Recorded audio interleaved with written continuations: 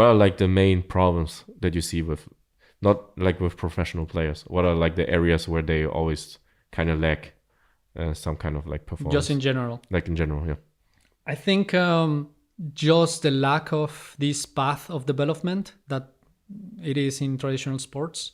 So they don't have the moment to, or the space to develop general life skills, general emotional intelligence in terms of how to communicate, how where I am from my own emotions and how this is transferred to my teammates. I think you experience lots of these things at the social and emotional level in these kind of grassroots spaces, right? That we don't have in esports. You know their gaming names, but who are they really? Take a look with us under the hood.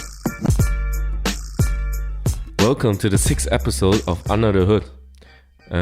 We interviewed every player so far now. So this week we're gonna start with the coaching staff, and the first one who has the honor to be my guest is Ismind Pedraza, who is our performance coach for the LEC team. Hello, Isma. Hi, Tian. Thank you for the invitation. It's interesting that you start with my in-game tag, which I don't really use it much. Yeah. But yeah, that's it's great to talk to you. Yeah, explain your gamer tag maybe. Ismind. I mean, it was when I came into esports, I didn't have any in-game tag. Like, I wasn't even sure if I should get one. But then when I was in Misfits, I thought, okay, I should maybe get one just for playing League and maybe even use it afterwards. But I don't know. So Ismind means it's just the combination of my name, Ismael, and the mind, because I'm sports psychology trainer. So I thought, well, it would be smart to try to combine something with the mental side and my name. So it came Ismind. So very simple. And how are you today? Yeah, great. I have an early morning, and we had some interesting assessments earlier. So no, it's doing well. Yeah. So what we do on this podcast, you probably didn't listen to it as well, or did you listen to any episodes so far? Yeah, I have listened to, I think, most of them. I think I didn't listen to Bander's one yet. Okay. Yeah. So it's really interesting to hear more kind of the experiences of each of the players and like kind of in a more private manner. So I really like them so far. Yeah. Was there anything that you learned about the players that you didn't know before? Well, not really. I mean, because as well, like part of my process or my work is to get to know them at a deeper level. So this is one of the things that I do first with them when I meet them, and it's just almost like an interview. So just asking them about their lives, about their social support, about like past team and experiences. So not really something that I... Nothing. Not like one thing. Well, I mean... I don't know. Not really. Nothing that I can think right now. I listened to them like 2 weeks ago or something like that. So yeah, I will let you know if I remember something. Was there like a favorite episode so far? No. Oh, you like them all? Yeah, all of them are good. It's like each of them has particularities and differences. So it's always good to there is not really a favorite one. Yeah, we can talk about that later. Who was your favorite player? But, let's start with the 10 quick questions. So question number 1, what's your favorite food and drink? Favorite food, lasagna, definitely. But the one that my mom makes, it's delicious. And drink, I don't know. I like strawberry juice. Strawberry juice. Yes. Oh, we have, I don't know what is the name in English, but the fruit is mora. I think it's maybe it's like blueberry or something like that. Juice. So with milk, that's a little bit natural. So strawberry juice, you mean like clear juice, not like the yogurt drink or something? No, like not yogurt. So like, in South America, like we have real fruits. So very tasty real fruits. So we have kind of this type of juice just with the strawberries and milk and water, a little bit of sugar. So yeah, it's more or less like a smoothie, but not really smoothie. Okay, so it's like homemade. Yeah, it's homemade. Yeah. So did you drink it here in Germany so far? No, you cannot find something like at home, something like in South American type of fruits. Oh, so the strawberries are not sweet enough? No, probably not. Maybe it's because we add a little bit of sugar. Okay. But lasagna, is there a difference? Is there like a Colombian lasagna? Just to clarify, you're from Colombia, right? Yeah, I'm from Colombia. Well, not really. It's just like since I was very young, my mom used to make lasagnas. Like we used to have a pizzeria back home. Oh. So my mom was always doing the lasagnas, and then it's homemade. So it's a typical Italian lasagna. Yeah, it's Italian lasagna with the Colombian touch. That's what I'm saying, because like you eat food at home and you think like, okay, this is how it's done, right? Yeah. And then you go into the country or somewhere else and then you get like proper. The proper type of food, and then you feel like this doesn't taste good. Yeah. I mean, it's like if you go to Italy and just get a pizza, it's completely different than the pizzas that you get here or the ones that you know how to make. So it's just like it's cooked with love. So your family owned a pizzeria? Yeah, we used to have, when I was in high school, we have the pizzeria. Did you have to help out? Yeah, I was doing delivery. So I was working as the delivery guy. I sometimes I hated it. Yeah. Okay.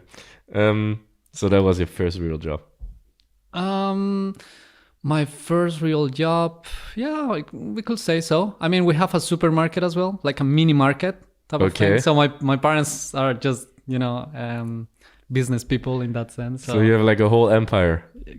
We could say so. No, not really. Do they still own them, or did they sell yes, we still have the supermarket. So it grew up throughout the years. And basically that's kind of my first real job was starting like that. So I was just helping in the supermarket, just putting in the groceries, and sometimes just being in the counter, just dealing with money and just selling stuff. So that's how we started. We still have the supermarket, and then the pizzeria is not there anymore because it was not profitable. But then we changed to have a stationery. So we sell the goods for, paper, pencils and stuff like that, just for offices and school type of things. So we still have both of them, the stationery and the supermarket. Yeah. How old were you when you started working in the supermarket? I think when I was, I don't know, we have the supermarket since I was, I don't know, like 2-3 years old. So my parents always wanted me to work there and helping them out to just put all the goods or the kind of the food in the storages and stuff like that. So since I was probably, I don't know, 6-7 years old.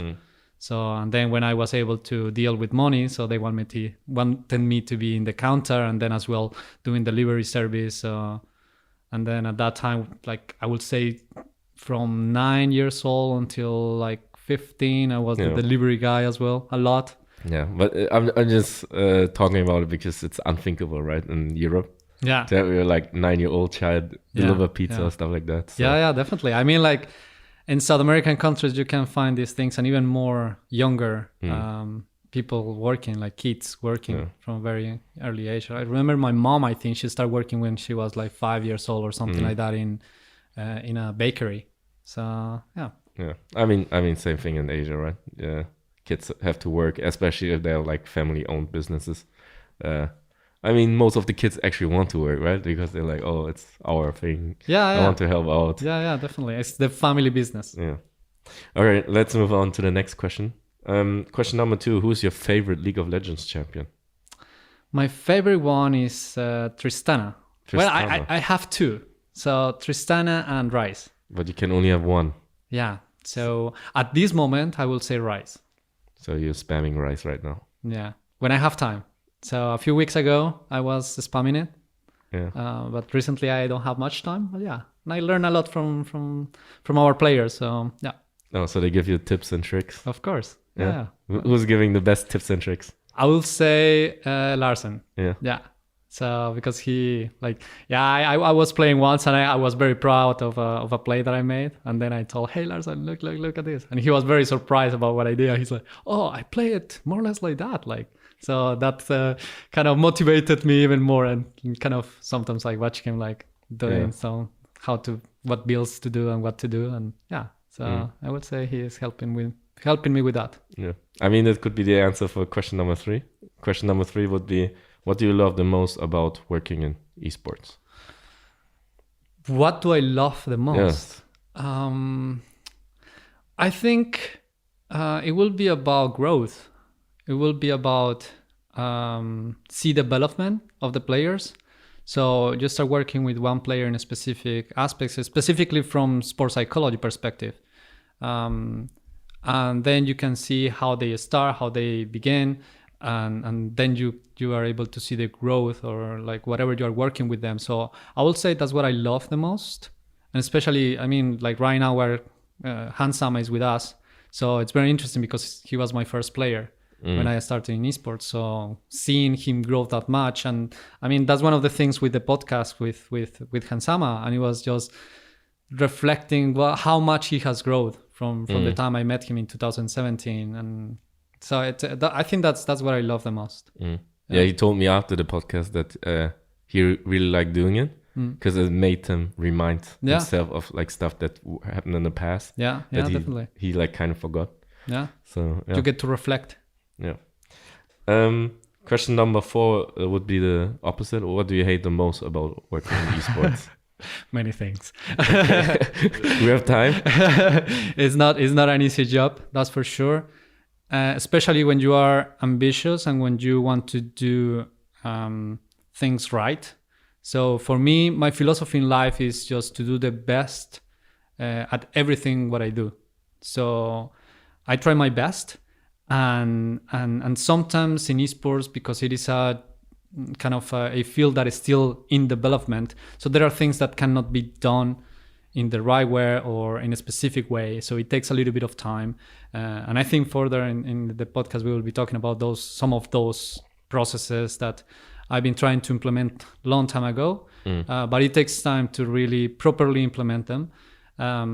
So those are one of the things that I kind of I not hate, it's just I understand it takes time. So it's not, for me, it's not like there is a hate-love type of things.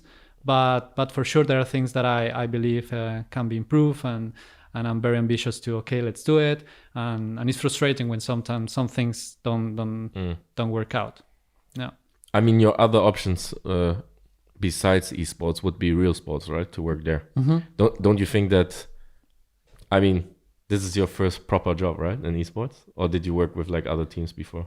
In esports? Not just in esports, but like in general. Oh, okay. No, I used to work in traditional sports. Okay. I used to work as well as a swimmer coach and football athletics coach like 10 years ago. Okay. Yeah, we can talk about that later. But don't you think the hierarchy is a lot like less in esports than compared to traditional sports? Because I can imagine you want to implement something in a traditional sports club and they'll be like, no, we didn't do that for the last 50 years. It depends, I think. I understand what you mean. So definitely in esports, there is more a flat hierarchy where players, coaches, managers kind of are at similar levels in terms of decision making. So yes, that's very true. And traditional sports, it depends on what organization you get into and how much trust they have in you, depends on what you are able to give them, to provide them. So yes, there are some differences. There are pros and cons on that. But yes, one of the spaces where I could go into is traditional sports, go back to traditional sports, and the language that I will be talking there will be more familiar for me, because you will find as well other experts and specialists in other areas that are related to performance. So in that sense is good. And I think that's what is missing a little bit in esports. So you think in traditional sports it would be easier to implement whatever definitely. you have in mind? I think they are more open, and right now even more in the sports psychology area, because as well we can divide it. We can make an umbrella. So we're talking about human performance, and we can be talking about very specifically sports psychology or about nutrition or physical activity.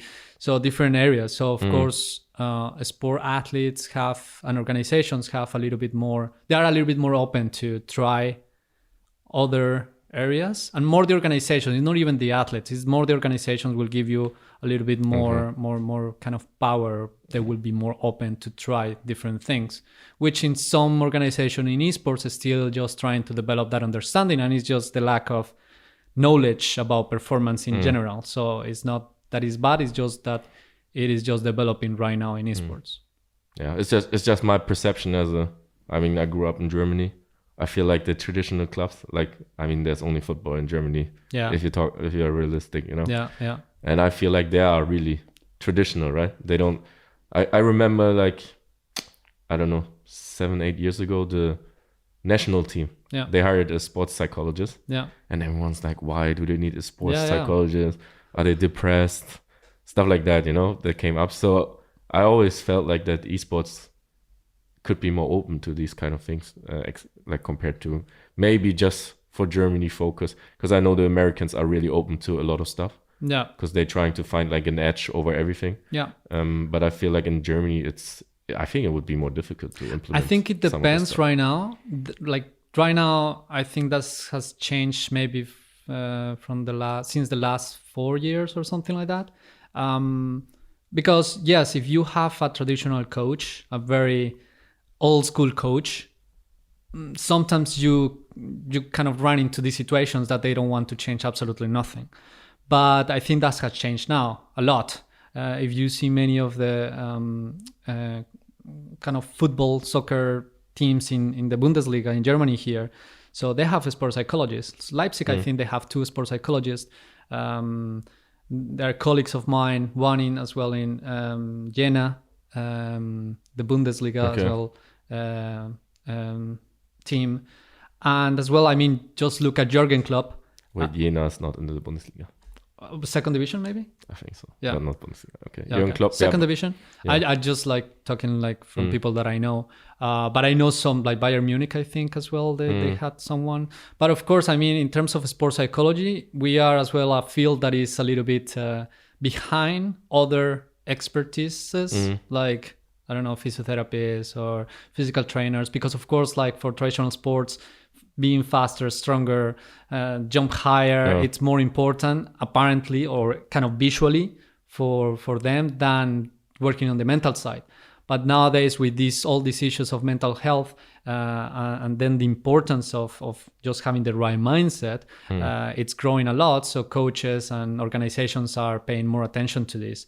So one example is Jurgen Klopp. Like he's super into trying out new things and different ways of how to improve performance and relationships. So this is, and he, I don't know if you can say he's an old school guy, but I wouldn't say so. Yeah, but he's been in kind of in the professional field a long time ago. So yeah, but I think he's but with Jurgen Klopp, we're drifting away, but I think it's important to talk about it. But Klopp was always different, I remember when he came into the Bundesliga with Mainz. His first training camp was that they took a boat and a tent and just went through Sweden. Yeah. And they didn't touch the ball once. Yeah. They didn't even talk about football and stuff like that. And then Mainz had this incredible season, right? But typical German, they were making fun of him. Yeah. What is this club doing? Yeah. They're not even playing football. Yeah. But definitely, you will find both sides. But I think within the years, like you will see that there is the trend to try new things and that the relationships and how you connect with players and coaches is more important. So I think obviously if he's successful, people will start copying him. Yeah, right? Yeah, exactly. And it depends as well how the resources of each team, right? And where those resources are more important to put into. Yeah. Yep. Let's move on. Yeah. Question number 5 would be: you can morph into a League of Legends champion in real life. Which champion would you choose and why? Which champion? Yes. Maybe. Oh, I don't know. I think. No idea. I mean, I could go for the look. So Seth, he's a strong guy. Okay. Yeah, I would say Seth. Okay. So you also focus on the look. Yeah, I mean, yes. Let's say yes.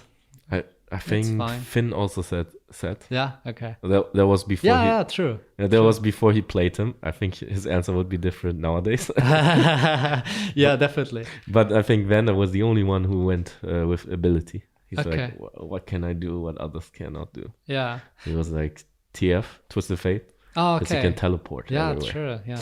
I think my issue for this question is that I don't really No. know some of the abilities. So it was in my mind Ornn. Ornn. Yeah. Just because I like the ultimate. I just like how it sounds. And I don't know. I like it. It's What kind would of you do in strong. real life with it? You just smash some cars and people? Or? Yeah, why not? Okay. Let's move on before Before getting to before you get in trouble here. Question number 6. When you prepare for a match, do you have any rituals as a coach? As a coach, yes, I do. And I don't like them to call them rituals, Okay. but routines. Okay, Routines. these are routines. Ritual will go a little bit more in the spiritual direction. But yes, routines. As a coach, I have always. Well, I mean, I think I could put this differently. It's not that I have a specific routines for game days. It's just I have my daily routines. So it doesn't change that much. And it's, for example, every day I meditate 20 minutes in the morning after I wake up. I shower. I wake up, I shower, I meditate 20 minutes. Then if the game is late or not the first game, for example, I have kind of a nice breakfast, like healthy breakfast. It could be oatmeal or it could be just a bowl of fruits and yogurt. So I like to treat myself that day. So it as well kind of put into my day like a good emotions, good mood, setting me up to feel good. When we are in the shuttle, I do a slow pace breathing, like I do it 10 minutes. If I am not talking to any of the players or something. So I do that. Yeah, I think that would be more or less my routine for game day, and yeah, just as preparation for myself as a coach. Yeah. So we should change the questions from rituals to routine. That will be good. You said that you meditate and you have this slow pace breathing. Yeah. What's the difference? So meditation is the type of meditation that I do is called transcendental meditation. So it is I think a Buddhist technique. Yeah, I think so. I might be mistaken. But basically what you do with this type of meditation is you were given a mantra, so a word to say, to repeat. So I went through for I think 2 or 3 weeks of training, just to detox as well from the day to day, and then I was given this specific word and I try it, I kind of repeat. So basically what you do in the meditation is you are repeating the word for those 20 minutes. You are supposed to do these twice a day. And it's basically an attention, it's attention kind of technique. So, I mean, they like to say that it's not, but basically your attention is focused on this word. What happens is of course you cannot keep your attention 20 minutes in this word if you don't train it. So many thoughts will come your way, and then you will start thinking about present, about past, about what's going on, about how uncomfortable you might feel or things like that. But the idea always is just to accept those thoughts, they are there, and then just go back to repeat your word silently. So you are closing your eyes and then just repeat this word silently. And slow pace breathing is basically a strategy for a strategy to regulate your body via slowing down your breath frequency. So you are slowing down how fast you breathe. Like usually we breathe quite quick, like 2 seconds, 1 second all the time.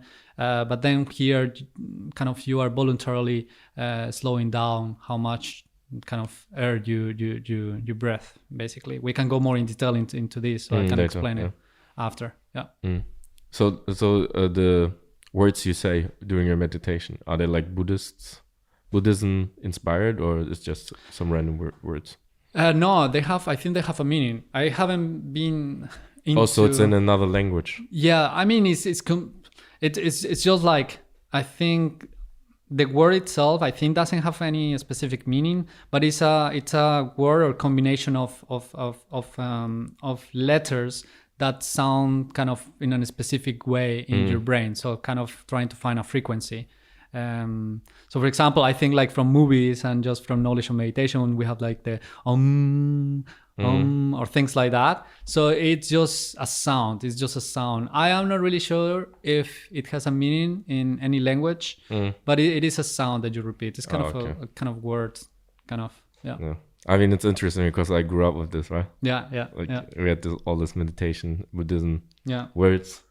And I did it too when I was younger, when I was small. You go to the, how's it called? A temple? The temple, yeah. And then you do it for 20 minutes. And after 10 minutes, you're like, my legs hurt. Yes. I need to stand up. I need to walk out. Yeah. And when you were a kid, everyone's like, okay, fine, just leave, Yeah. I mean, it's lots of training at different levels. So resilience, just like being there and quiet and calm. So that's not easy because our body is kind of, it's been evolved into, I want to move. I want to, be active. Question number 7. What's your favorite music genre? Music genre. Right now, I mean, I listen to everything. Depends on the mood that I want. But I like classical music. I like electronic music. Okay. Like drum and bass type of music. I mean, it's funny because I'm from South America and I'm supposed to like this traditional type of music, like salsa and reggaeton or things like that. But I don't really like it. Like at that time, I was very into rock music. So it goes more in that direction. You played any instruments? I used to play the guitar, but a long time ago. Okay, so you can't play anymore? No. Okay. Right now, no, nothing. Who's the better DJ, Vander or me? Oh, definitely Vander. Really? Okay. Yes. The podcast is done now. Thanks for listening. Let's move on to the next question. Question number 8. What's your favorite game of all time? Game of all times?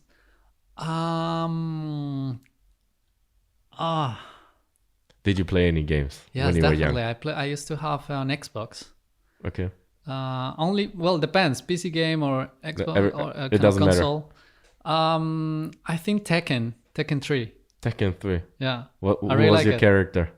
I can't remember the name, but the one that was like a tiger. Oh, okay. I can't remember the name. I don't know the name yet. I just picked Eddie and then smashed some buttons. I mean, this is when I was like 13 years old. So no idea. You should get back into fighting games. Yeah, that would be cool. Because there's a lot of good fighting games coming out. Yeah, I like Mortal Kombat as well. Yeah. I can't remember what version. Oh my god, I was so young. Like I remember that was like when I was in 5th grade or something in school. So yeah, PlayStation 1. We should get some fighting games. That would be cool. I mean, Riot is releasing one as well. Yeah. So yeah, that's gonna be interesting. Question number 9. I'm curious now what you answer. Imagine you are stranded on a lonely island. What 3 items would you take with you? 3 items. Yes. I will take water, for sure. How much? I mean, depends how I can take it, right? Because okay, there's no limit right now, but how much would you take with you? Okay, actually, no, I won't take water. Depends on what type of island. I will. It's salt water. What do you mean salt water? The water around the island is salt water. Okay. I think I will. I'm not sure. Like I will take a knife for sure. Yeah. I will take some. Some strings or cords. Okay. Right. And probably plastic. Plastic. Yeah, or like kind of something to cover. That is the roof. Waterproof. Okay. Waterproof. Yeah. This for, like, of course, a shelter, and then as well to create a system for water to get the water from rain. Okay. So I have Oh, water. I have water at all smart. times when it rains. Maybe I will change the plastic thing, and I will just have a container. Otherwise, I couldn't put the water anywhere, or use plants or something like that maybe. But I think with that I could live in an island for a while. So you say you know your players very well. Who do you think gave the best answer for this question? The best answer? Maybe Emil? Yeah, I would say Maybe Emil or Oscar? No, I actually think Finn gave us Finn? the best answer. Yeah, because What did he say? Yeah, it was knife, and then I think something for water, to filter the water. Yeah, exactly. Yeah. And the third thing I can't remember. Maybe ropes as well. Okay. Yeah. And You can do everything with those things. And who gave the most stupid answer? Probably Casper. Inspired. What do you think he said? Something related to video games, probably. Yeah, he said he's gonna take a PC, a smartphone. Smartphone, yeah, exactly. And then I was like, you don't have electricity there. Like, oh. And I was like, also don't have internet. Oh. Then he changed it. He changed it to knife and stuff like that. Okay. But I was like, he's very adaptable. So I mean, he's still the youngest, right? Yeah. He's gonna grow up. Oh, he is. Last question. Which key is best for Flash, D or F? I mean, for Flash, it would be F. Why? Because it just makes a shortcut in your brain to remember Flash is here, F. And you have it on F? Yeah. No. Yes. It's D. Although my mechanics are not that good, so sometimes I, messed up. And yeah, that's why you have D, because it's closer to your hand. It's easy. F maybe. is the difference. I'm still on time to change. Maybe I will try that out. If that's true, no. I will let you know. I mean, 4 players had it on F. Oh, yeah? And 1 only had it on D. Okay, who? I think Steven. Mm. I think Steven had it on D. Okay. Because he's Asian like me, so he has it on D. D for dash. There's some correlations there. Yeah, maybe. I mean, we're also from the same tribe, you could say, right? Tribe, yeah. So yeah, that's a bit funny. All right, let's start with the main part. Okay.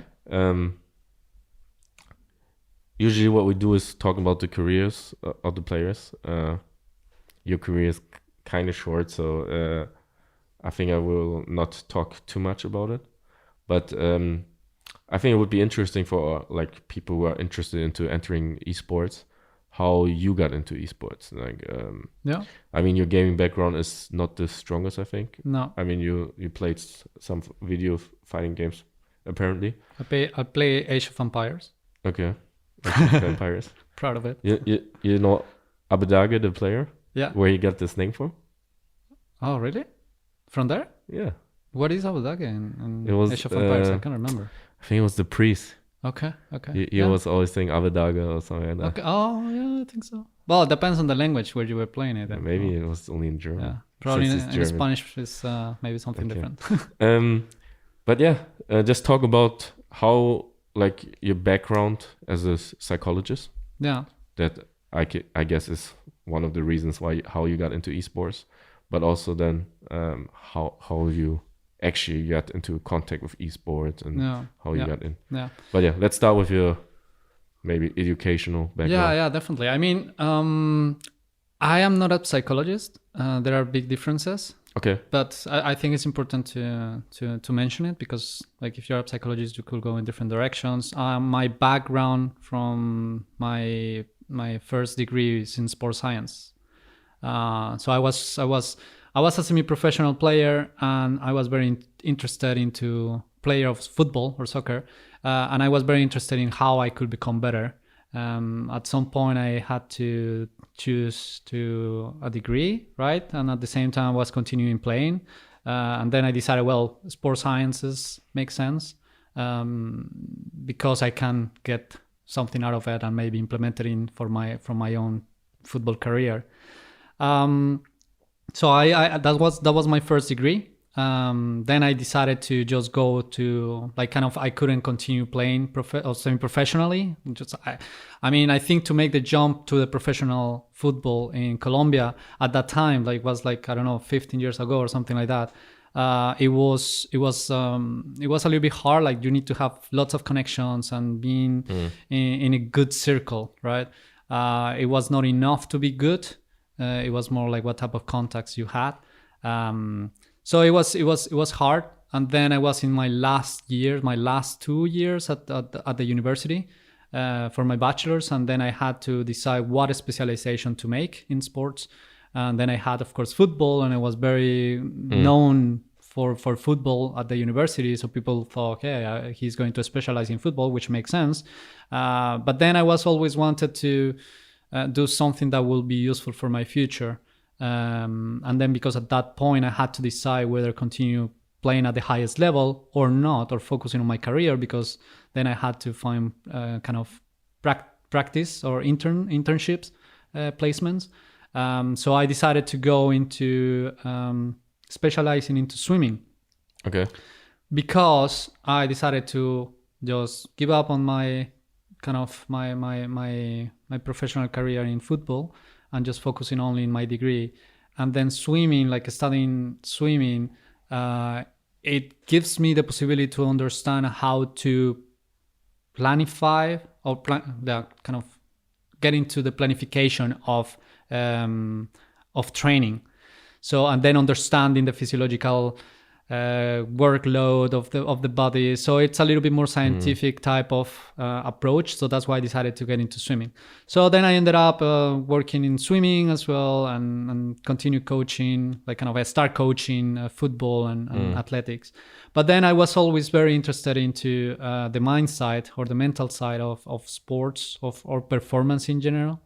And I decided to look for kind of a master's degree in sports psychology or something related to it. But I didn't have the like this degree is not, at that time it was not very well developed in South America or in Colombia. Okay.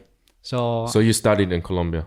My bachelor's I studied in Colombia, but not my master's. So after I finished my bachelor's, I came to Germany for 1 year to just, the idea of this was to learn English in Germany, or to have some sort of experience abroad, because I never left Colombia at that time. So the idea was to just have some international experience, and then from there try to find my way to study a further degree, which is the master's. And it was at that time when I was here in Germany, here in Berlin for a year, and that was in 2011.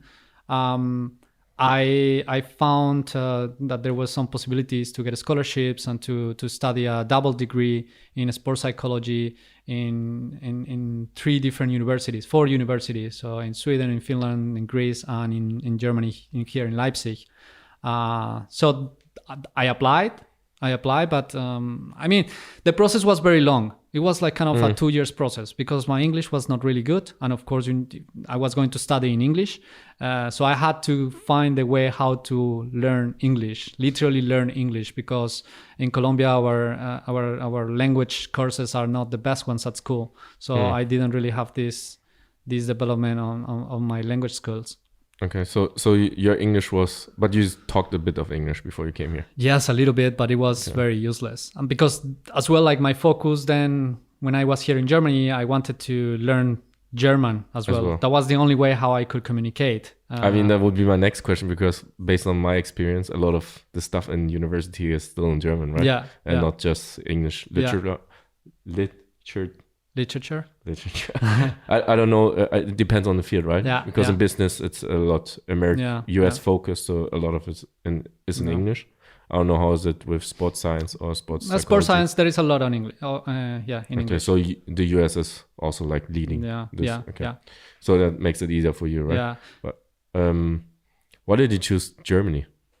I don't know. It was an interesting place to come. I think I wanted to as well learn another language, and in my eyes at that time, Germany was like the German language was was very prominent in Colombia, I think. I met a few Okay. German people there. And I think as well that made me think, okay, I could go to Germany. So I met German people before I went, and I came, and I really like type of the culture. It was my first international kind of contact. So I think that makes the decision a little bit easier. So yeah. So I was here just for 1 year doing kind of internship type of thing, learning the German language, making some time, I will say, to decide what to do after that. And then after the year was over, I found, or I decided to go to Australia to work and study English, because I found like work and travel. Work and travel, yeah. So I found the program, the master's program, but my English was not enough. So I was very aware of it. I needed to have an IELTS 6.5 or something, so like kind of B1, no, like C1, I think, on some other kind of language scales. And then so I decided to move to Australia to try to get the certification, learn English. So it was super hard as well because I had to work, and Australia is a super expensive country. And so it was a tough time there. It was very tough, but I achieved what I wanted to achieve. And then I applied while I was there. I spent 1.5 years in Australia. I applied, and then I got accepted to the program and to the scholarship. So Here in Europe for the four countries. In Europe, yeah, in Finland and in Leipzig. So you could choose. I mean, you could kind of ask what countries you want to go, depending on the focus of the program. So it was Finland, Sweden, Greece, and I decided Finland. And it was the second degree was in Leipzig. So that's how it went. So you split your semesters into Finland and Leipzig. Yeah. When you chose Germany, did the football team had any influence on your decision? Maybe. I really like kind of German football. The German football, yeah. Popular, right? Yeah, for sure. That was just curious. But like you already said with the finances, did you finance everything by yourself, or did your parents help you out as well? When at the beginning, I got a scholarship to come to Germany the first time. Okay. But as well, my parents were helping me because as well, I just came out from my bachelor's, so I didn't work really enough to get money to live in Europe, especially because here is very expensive in comparison with Colombia. And then in Australia, well, my parents helped a little bit the first kind of 3 months until I got a job, and then I got to just pay by myself. And then for my studies, it was more scholarship. So I think I have found my way through scholarships during the last, I would say during the last 10 years. I mean, not many people apply for scholarships, to be honest with you, because they feel like they won't get it They anyway. won't get it, yeah. And there's so many scholarships. I think there's like 2 or 3 applications only for. Yeah. So, Yeah, I found the same. Like I was always had this kind of idea of I don't really care if I get it or not. I just care to do the job. Yeah. Meaning I apply for it and then we'll see. And that's as well how I work at every single level of my life. So you had your bachelor in sports science and your... I'm a master's degree in sports psychology. So can you maybe explain what's the biggest difference between the two of those? So sports science, you focus on methodologies, on training methodologies, on the physiology, how the body works at this level of physiology, for example, and training. So lots of methodology, I would say. You can go, of course, in many different directions of just getting more being a physical trainer or just working as a coach. So at this level, more into the game or the sport itself. And sports psychology is more the mental side, relationships, social, emotional, cognitive level. So it's more a kind of a mini area of performance, let's say, at the sports psychology level. And of course, it's a sports and exercise psychology. So you get into behavior, how to change specific aspects of behavior and how you function in specific environments. And did you choose swimming for your subject, for right? my specialization. Yeah. Did you swim before, like competitively? Not competitively, but in this specialization, of course, you need to be able to swim or learn how to swim properly, because as well, it makes no sense to you coach and you are into that field and not being able to do a basic style in swimming. So I learned there. I mean, I used to swim normal, no problem. But then I specialized. So as well, I specialized in swimming, and I was very competitive. I'm very competitive. So we got into tournaments, of course, at my level, and I won a few medals. So yeah. When you got into the university, because I mean, you're also at the Sporthochschule Köln now. Yeah. There's like this test that everyone knows about, which is like really tough because you have to do like a lot of stuff in different disciplines, and you can only miss out once. Yeah. Did you have to do this kind of test as well? No, I didn't have to do that because at the PhD level, you don't really need to. Oh yeah, no, for Cologne, but I mean for the university in Colombia. In Colombia, yes, you had to, but it was not that tough. Okay, so the one in Cologne is really tough. Yeah, it is. It is, and it's so fun to watch. Okay. Also, you have. Are you helping out, or are you just watching it? No, I just watch. Okay. Yeah. But because I was thinking maybe just to do the test to see if I could do it. Many people do that just to try to see if you are tough or if you are able to fill in those tests. So I don't know if you know this, but I swam for 8 years competitively. Oh, okay. I didn't know. So what would be interesting for me, like in the sports science part, did you like also talk about like angles, how you should angle your arms and definitely. stuff like so that? All about the technique. Yeah. So swimming was like really technical, right? Like compared to football. I mean, football you don't tell anybody to like you need to have your leg like 45 degrees before you shoot and stuff like I was teaching a lot. I was working in a high school in Colombia while I was finishing my bachelor's degree, and I was teaching for high school students and as well for younger kids, just teaching them how to swim. Okay. And all about the styles, each of the swimming styles. And so it was very, very interesting as well. So did you work with athletes already? Yeah. Like really competitive athletes? At this point, like right now? When you did your bachelor's degrees? Like high competitively athletes, no, not really, because I was one of them. So it was just like kind of with a few kind of friends and stuff. So did you work, because there's like, we had it here in the Olympic point in Hamburg. Yeah. For swimming. There was like one, I don't know how you call it, like one pool. Yeah. Which was like kind of small. And it had like a stream, and then people swam there, and then they recorded the video. Yeah. And then you fix your technique. Yeah, definitely. Yeah. So I mean, you did all of this as well. Yeah, I did that. I was working with the school basically. I mean, I worked with 2 schools, but as well, one of them was part of an internship, but as well like with athletes who were working towards trying to be at a competitive level, a high level. Yeah. So you choose a pretty good subject, right, for like this kind of like studies. Yeah. Because it's really, really like technical. Yeah. I really like it. I think it's there is more science behind like this sport, at least at that time, right? Yeah. I mean, we're talking many years ago. So I think it was interesting. It was a good choice for me. Which style was your favorite? My style? Which style was butterfly? Butterfly? Yeah. Really? I mean, it's very demanding, but I really like it. Because it's tough, you know. Yeah. It's really hard to do. So. Did you do like skipping breathing? Yeah, definitely. Like when you do 2 like times 50, or... yeah. When I was good. Right now 50? No, like kind of 50 meters. So of course, like you can.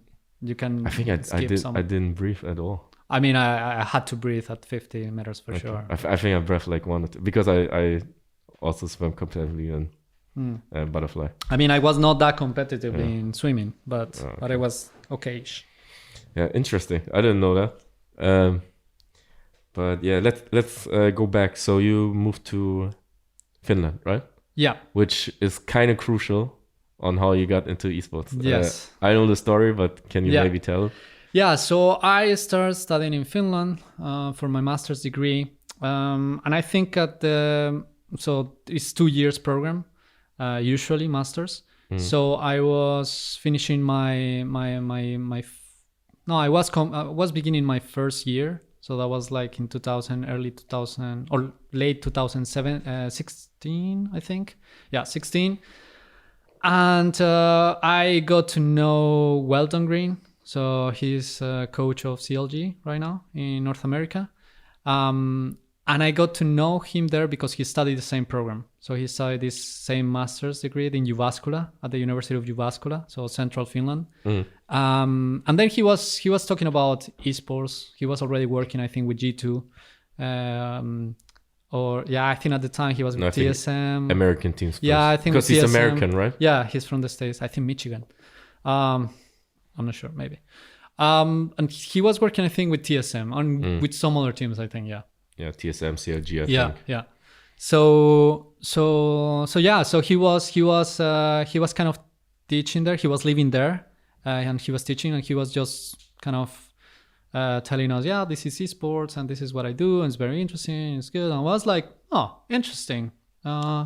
It's different, and for me, it took me a while to accept that esports is a performance domain where I could get into. I have to be honest with you. It took me a while to accept it. Why? Because I was a very traditional sports guy. So I played football my whole life. I was very into athletics. So sitting down and playing a video game, like in my eyes, I like it. I mean, I like video games, but not at the competitive level performance. So I'm very as well, like very, I know when I play or I do an activity for fun or when I compete. So for me, being next to a friend and just playing, if there is not really high stakes, like this is just for fun, you know? But then like kind of it got into my mind, like, I think there is the need, or I think sports psychology could be very, very useful and impactful for esports players, especially if there is already getting a little bit more professionalized and there are coaches involved. And I think that was the time where coaches were getting more important or getting into the scene more. So it took me a few months to just get kind of build this idea. So I was finishing my master's, and then I was deciding with some colleagues of mine that we wanted to do a blog in terms of just sharing knowledge, sharing what sports psychology can do for sports, right? Just for sports. But then I thought, well, we could do it maybe esports and sports. And then this idea started just building. And then we decided, no, let's go all in for esports. Okay. So just let's have a website where we just create blog articles about how sports psychology can be introduced into esports. Although I had no idea at that time what esports kind of mechanisms of esports were, how they work. So that was late 2016, I think. We created this website, mid 2017, I think. And so we started the website. It was called at that time The Mental Click. And after a few weeks, we got contacted by Weldon Green.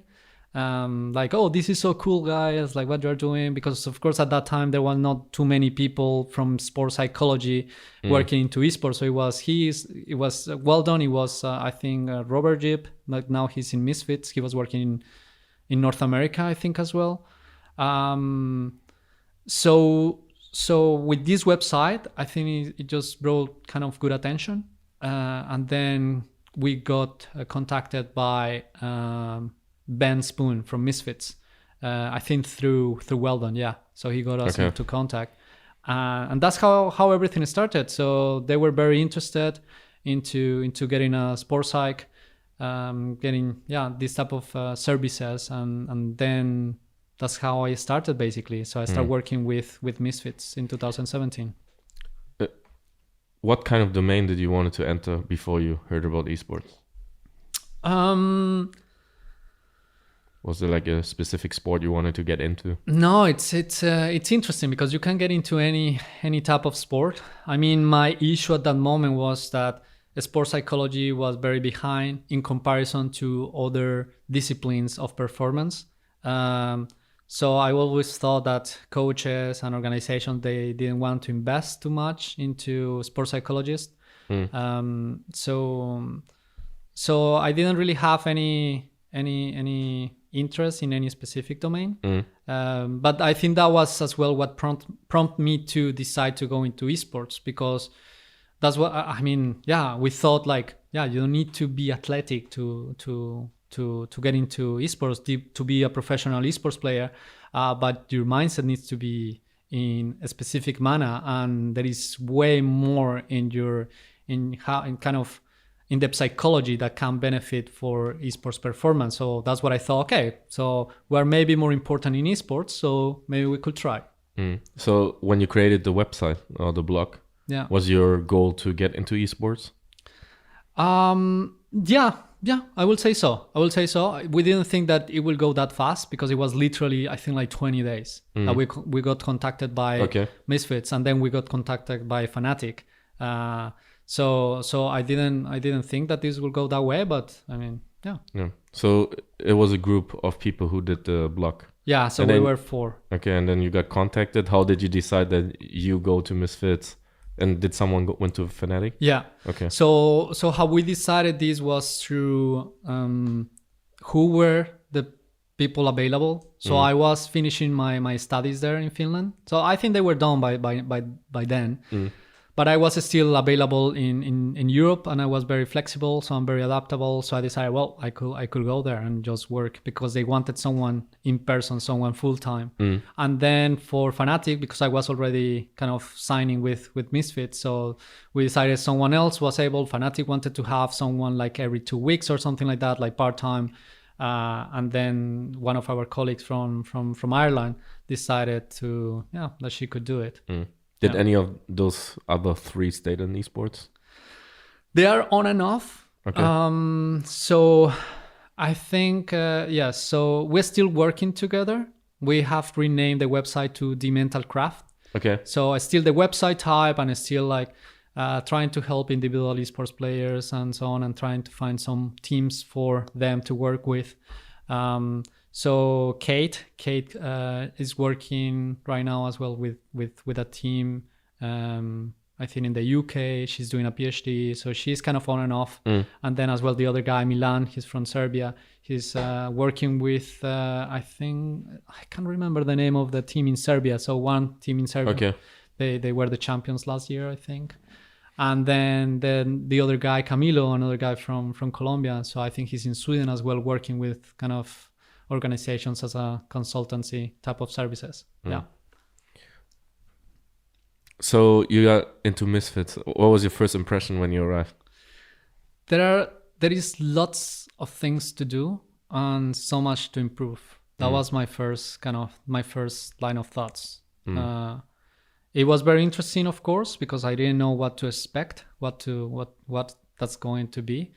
But then I thought like basic changes of the environment will be very crucial. That's what I thought. And then working with the players, was there like a barrier between you and the players at the beginning? Yeah, at the beginning there were lots of barriers. I think the easiest person to work with was Hans Sama at that time, the first person, and maybe Power of Evil.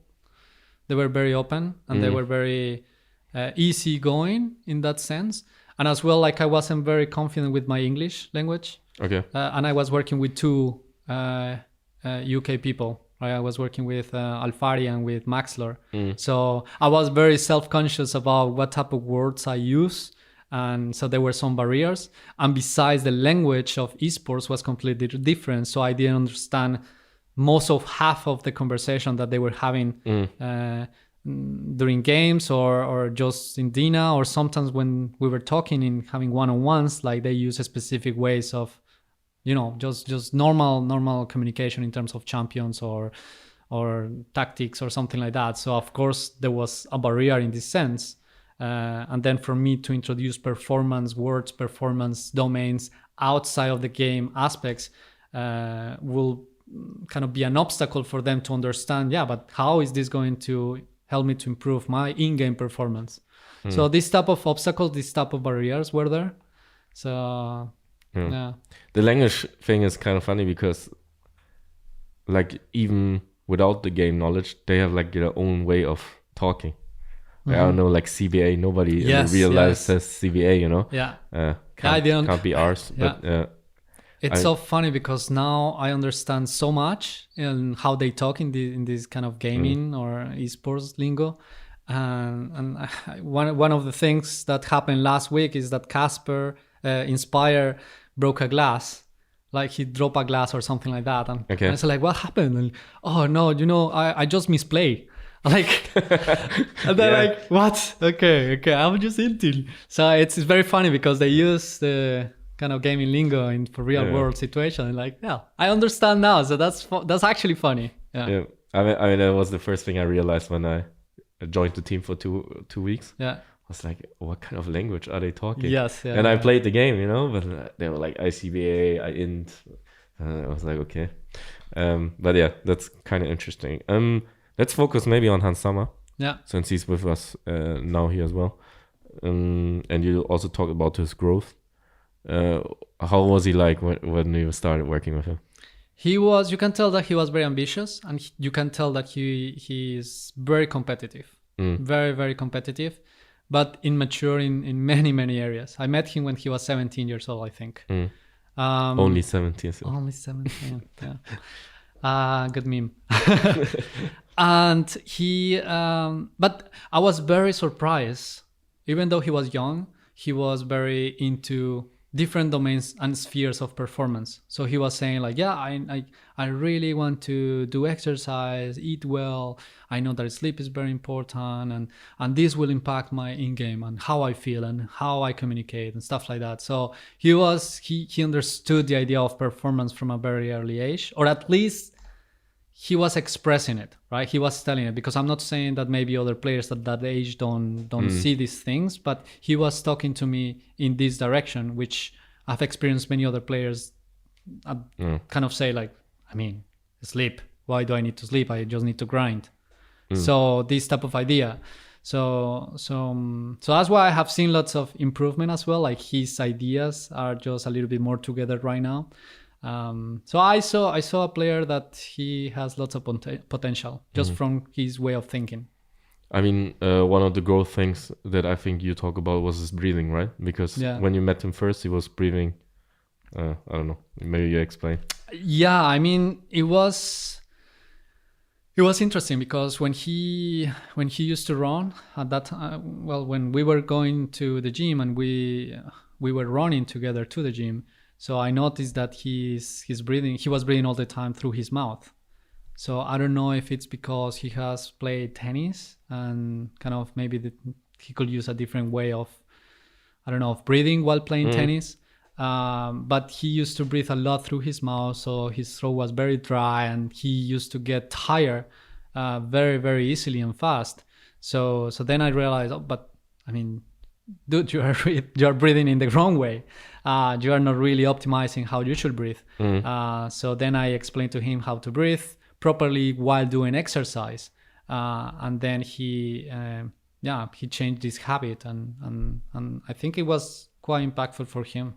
You said before, when you thought about going into esports, it was like a domain where the psychology part is like really big, right?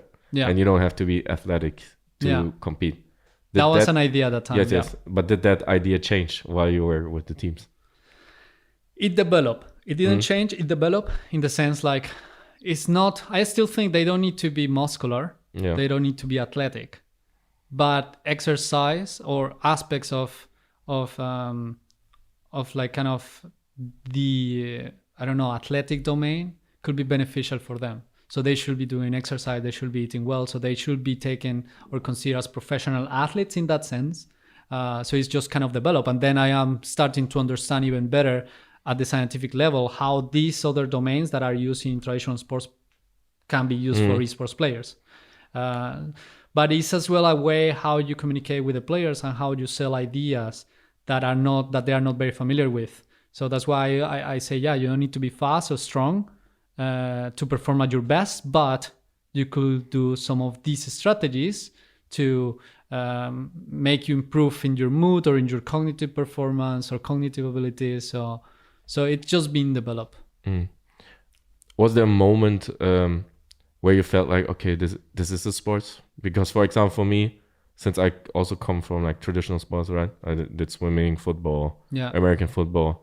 And then I started working with gaming. So I was playing a lot of video games as well. Quite good as well. Like, I mean, League of Legends, I was like Diamond 1 or Diamond 2. Yeah. But for me, the moment when I realized, okay, this is a sport, was when I went to IM Katowice actually, and went into the stadium and then saw like 20,000 people cheering for players, and I got goosebumps, which I usually only have if I go to sports events. I was like, wow, okay, this is sport. Yeah. Was there something similar for you? I think so. I mean, the first time I went to a big event was for the finals in 2017 with Misfits. We played against G2, I think. We got 0-3. Where was that?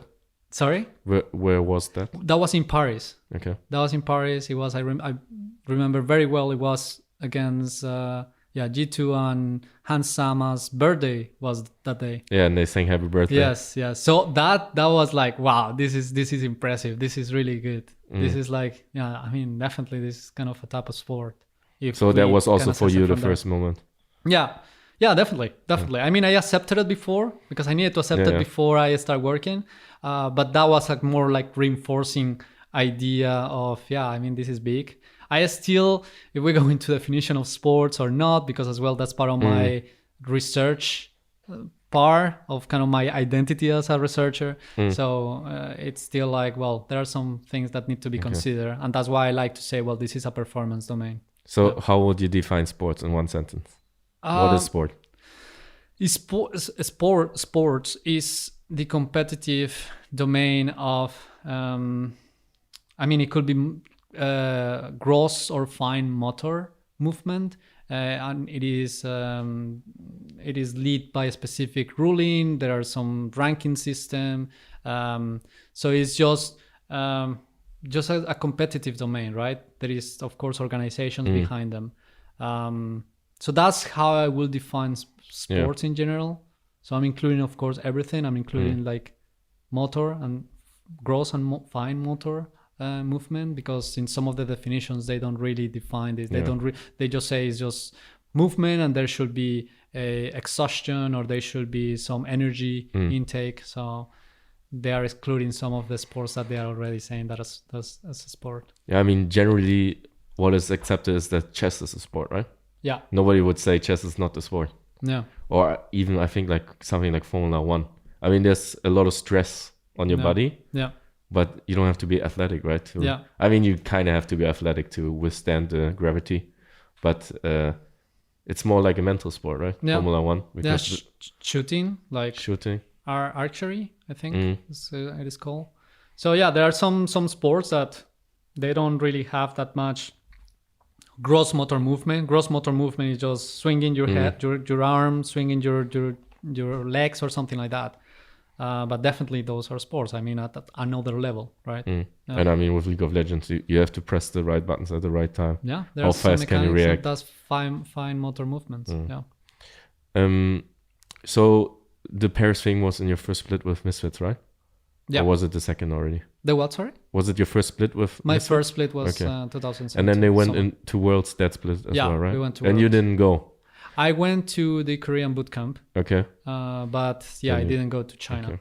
And I saw an interview of Maxlow and Steven. Yeah. Hansama.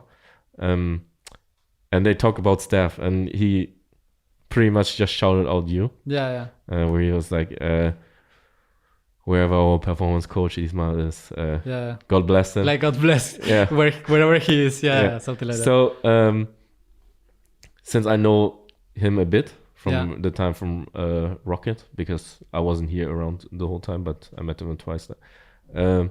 Did he have like any barrier through sports performance before? I don't think so. No barriers about sports performance. Like how he was very into, how can I get better, right? But he definitely, it's a very smart person, and he think through what he's doing and how is this going to benefit. So he is very smart in the sense of assessing why I'm doing this, what I'm going to get from this, and is this actually worth doing it, right?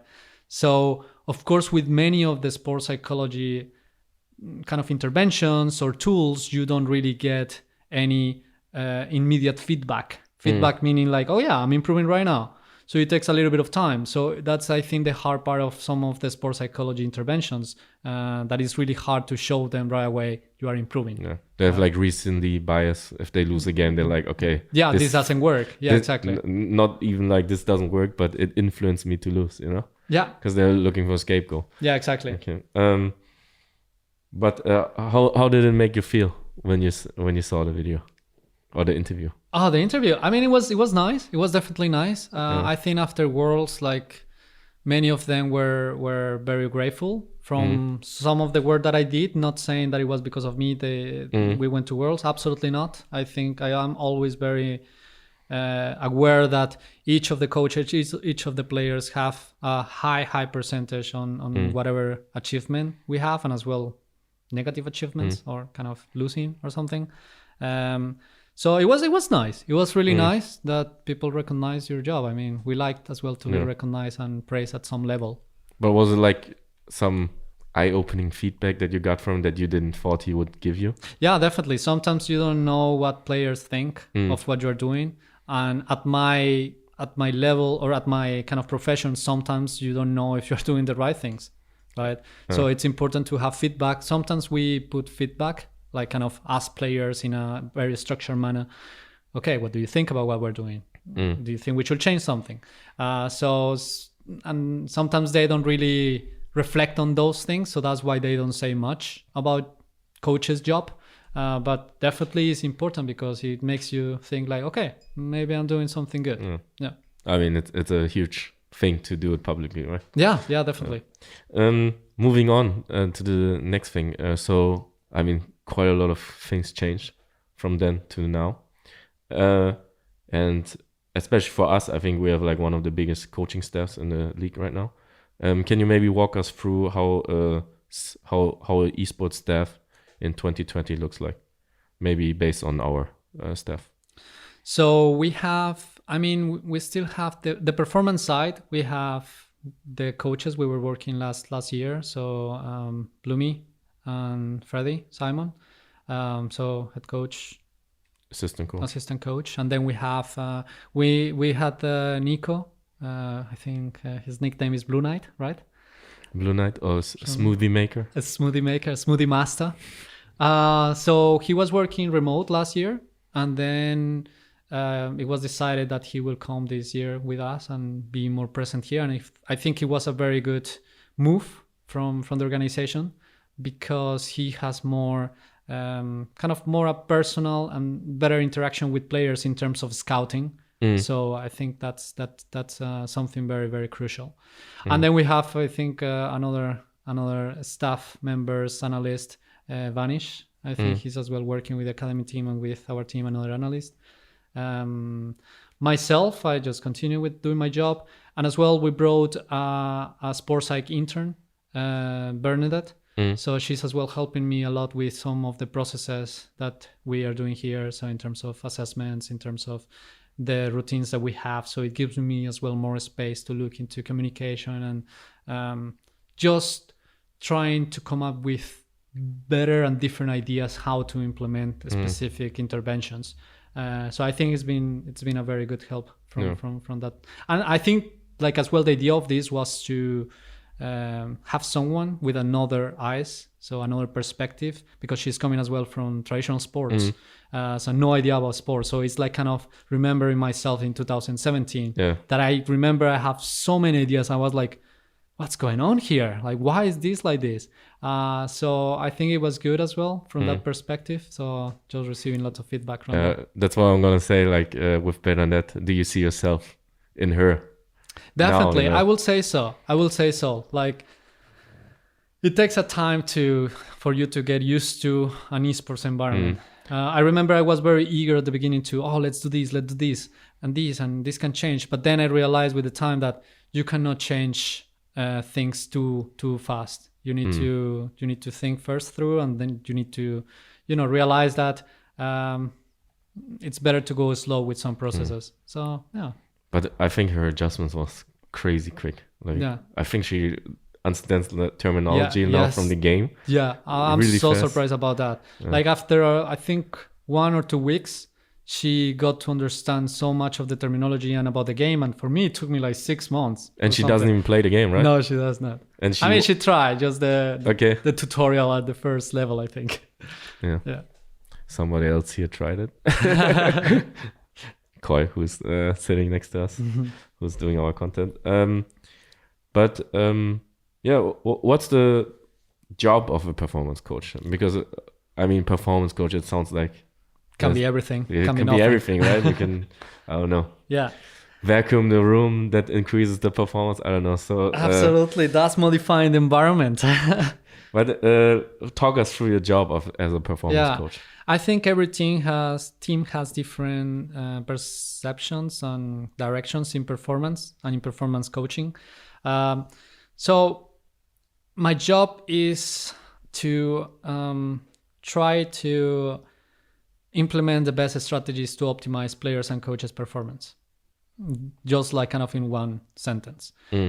This means that it depends on the approach. My approach is a lot about a kind of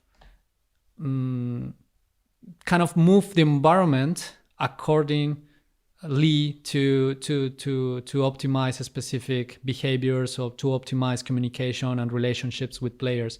So that means that I go a lot into implementing strategies where coaches, players can communicate better, can interact in different kind of situations, get to know better. So this is just more from the dynamics of a team that improves performance. So this is more like kind of at the team level. So just trying to help them to live better together, right? Because basically they live together, right? They are more than 10 hours maybe together. So of course these relationships are very important. So I work a lot in the relationship aspect, and sometimes this means as well that I need to modify the environment in a specific ways, right? If for example, just like the gaming room is dirty, or the gaming room there is not enough air, or there is lots of dust, or of players, I don't know, they have light coming in a specific way. So trying to help to modify environment like physically is very important, and I am very aware of it. Because as well, like I remember in Misfits, like they used to review in the small kind of PC on coach's PC, and this for me makes absolutely no sense, because everyone will be just maybe not paying attention, or they will be just I don't know, just bored, or they cannot even see the PC. So like kind of one of the things was like, okay, let's do the reviews in the coaching in the living room where it's a big TV, and then there was a door as well that could create lots of distractions. So just close the door, and so just trying to make as efficient as possible the physical space, right? And this is just for learning, right? So this is one of the sides that I work a lot into. The other side as well is these different spheres of performance, which is the nutrition, the physical, the psychological level, basically, and the sleep, right? So how we can optimize these aspects individually and kind of with the coaches as well. So we assess specific things, we implement specific interventions and processes. So I think yesterday we were doing a assessment about sleep. Because this is as well not easy, right? So as well, like go into their homes and see into their rooms and see if they are actually having a proper space to sleep, because this impact performance. Also talking a lot with the chef and trying to bring nutritionists to the team is very important to make sure that they are getting the right vitamins and nutrients to perform. Then from the exercise as well, exercise side, so we start implementing a specific type of exercise that we know will help them to kind of feel better with themselves, have a better emotion, and being able for them to socialize at another level with themselves. And then as well, it has an impact at the cognitive level, which is part of the psychological aspect as well that I work into, which is helping them by facilitating a space and facilitating through exercises to get better, for example, at the memory level or decision making processes, and as well at the level of regulating themselves better, which is as well something that we are very I don't know, something that we're doing a lot since last split, that is implementing, for example, a slow-paced breathing, implementing some strategies that help them to focus in a specific situation. So from a mindfulness perspective, and as well, strategies that help them to regulate themselves when they need to regulate themselves, right? When they need to try to find balance and help them to reduce stress, which performance is by nature a very stressful environment. So this is kind of a huge aspect that I work into as well, like kind of coaches, how they receive and give feedback. So there is a lot. There is a lot that involves performance coaching, basically. Do you influence anything in-game wise? In-game, I will say more to give the opportunity to the players to reflect in terms of why they are doing a specific... I mean, more in terms of communication, I will say. Okay. So we have a meeting last week about communication, and then I trying to find the most efficient and the best way for players to communicate in game. So that comes from them, right? I'm not very into you should do this and this and this. It's more like, what do you think it should be done? What is efficient for them? So that's how I could affect in game. And more again, like kind of in our one-on-ones that we have, is more about, okay, overstanding in fights, what is happening, like kind of, is there any specific way how you could train this in a different manner? What about solo queue? So things like that, but not really into in-game concepts, because that's not my field, and I respect really this kind of differentiation between my role and the coach's role. Regarding the meeting, I got good feedback from the players. Okay. They said it was like a really, really important meeting that you guys had. But yeah, let's talk about this trap, Like, I feel like some people went into this trap, that they became the sports psychologist or performance coach for a team, and then obviously get into the game more. And then some of them, I feel like they became like real coaches, right? Yeah.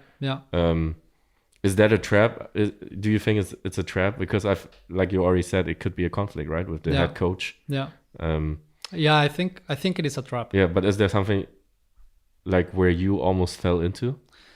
From the very beginning in my career, I learned to differentiate, and I think I learned to decide to myself, how do I see myself in this team? What is my role in this team? So of course we're human beings and we make mistakes, and we can make comments about, oh, you should have done this differently, or you should have choose this champion, or this draft is crap, or something like that, right? And it's just, I guess, if I get into that, it's more from a fan perspective, because I don't really have that deeper level of understanding of the game. And for me, it's very important, the relationship with coaches and myself. So I know that this will annoy them, because I'm very into, you are the expert on what you do. The coaches are the experts of the role, right? Players, the jungler, the mid, the AD, they are the experts of those specific roles. So of course I can facilitate a conversation, moderate the conversation, and just try to bring awareness of specific areas. But I don't tell them you should do this, or you should have done this and this, right? So I think it's just a matter of very like clarifying from the beginning what's your role, and if you fall into this trap, you need to be aware of it and realize it early enough. And if you have to say, sorry, that's not my job, I'm sorry, that's fine, that's good. Yeah. Do you feel like it's because you didn't really have any knowledge of the game, and would that like influence how you hire people, maybe, that they don't have that much game knowledge as a performance coach, to not fall into this trap? Maybe, it could be. Although I think right now I understand the game very well. I understand many things, and I think this has helped me as well. Like, for example, the communication meeting. So to say the right things, because I understand the game better. But still, I mean, it could be. I cannot say no, but I think just being aware of your position is very important. Is the crucial part. Okay. Working with this team now, what is there like any like benefits you already saw through your work that you can clearly like see after working with them? What work? What do you mean? Like you work with the team now with the players. Like kind of differences and like what other like changes that you saw in them so far? Well, I think many things, like since last year and since the beginning of this year with the inclusion of Hansama. I mean, you can see different development in terms of how they interact with each other, how they give and receive criticism. I mean, it's not easy to work at this level. Like, I think reflection and feedback is very important in League of Legends, at least. And some of the words, some of the feedback that they could give to each other could be harsh. And then it's very important how you perceive and take these things. So I think I have seen lots of improvement into not taking things too personal, although sometimes happen. And I think it's normal to have these type of emotions or perceptions, but it is a work in progress. I think they are getting to understand even more the importance of routines and just stick to the processes that we are going through. I think they have maybe understood at a better level that the focus should be in what is happening right now, although sometimes the focus could differ in terms of like losses, wins, performance, outcomes, the outcomes of performance. But I'm moving a lot in terms of like, okay, we need to focus on this, on what we're doing here right now. That's the most important thing. And that's something that I have implemented in my life. Like I said, like kind of what we said before about the scholarships and about trying things. I'm not sure if I'm gonna get accepted or get a specific title or a specific thing. I just do it because I believe that's what needs to be done. And then that's the only thing that I can control. So I think they get more and more into that as well, philosophy and way of thinking. But of course, is not that easy. Do you and can you quantify your results? My results, like the results of your work, can you quantify it, and do you do it? You can do a specific. Depends on what you mean by, or what type of measure you are applying, right? If we're talking about the overall, I cannot quantify or I cannot assess it quantitatively, but I could assess it through feedback of players. I could assess it through behaviors that I notice from players. So it's very subjective. But for example, to me, we have an activity a few weeks ago about what was this? Like kind of what can we do better or improve? I can't remember exactly. But the thing was that one of the players who is not used to be that reflective or give a good information, or not good, but being reflected in general. And then he was able to tell something to the team that it was very, very valuable. So for me, that was a success. That was a very successful activity, regardless how everything could have gone. If they think that it was not that useful, but there was one little point from a player that I think that we've been working a lot to be more reflective and to be more aware of different situations. So that's already successful. That's a good result. But it's obviously very hard to quantify sports psychology. I mean, we do some assessments of hardware variability, and this is directly involved with behavior, with emotions, with how they cope with stressors, and you can assess this, but as well it's very subjective. You can assess the development of it. Yeah, because since you're doing your PhD and stuff like that, it's always a topic, right? How do you quantify it? How can you see? Yeah, definitely. How can you like track results? Yes. And it's a really hard thing to do, right? Yeah, I mean, you can quantify specific tests and specific assessments, but as well, it doesn't really apply always in real life. It doesn't show the full picture. Yeah. No. Working with this roster, was there like any big surprises? Like, were you surprised with like this kind of problem or stuff like that? I mean, we shouldn't go into details, right? But like, anything that threw you off for a second? When I start working with this roster? Yeah. Not yet. I don't think so. I think we were before last split with most of them. I worked with Hansama before, so I knew what I was getting, right? So how was it when you joined back and you saw him? It was great. It was great because I feel like with Hansama we had a work that it was not done yet. It was not finished. But did he kept doing his work in the gap where you didn't work together? He was, yeah, definitely. I think like as well, like Misfits brought another sports psych, and I think like he was as well working on some of those things. And then I saw his development, like what we were saying at the beginning of the podcast. His development at the mental level, it's been very great, and he was a very he's been very professional. His work ethic is very high. So it's good to see that some of those ideas and an understanding about performance has just been consolidated. But I still like together we still have so much to achieve, I will say, and develop. Okay. Yeah. Comparing this rogue roster to maybe the other rosters that you had worked before, or maybe even like traditional sports, how would you rate it? Is it like a difficult squad to work with or more easy? I mean, this roster is very easy to work with the specific aspects, not with everything. Because of course, like for sports psychology or for performance coaching, so 80% of what you bring, it's something that is being done already in traditional sports.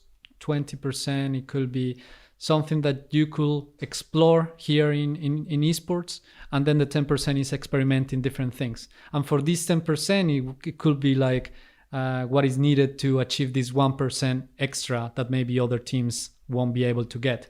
So when you bring different ideas and very new ideas, they might struggle to understand them or to accept them or why we do this.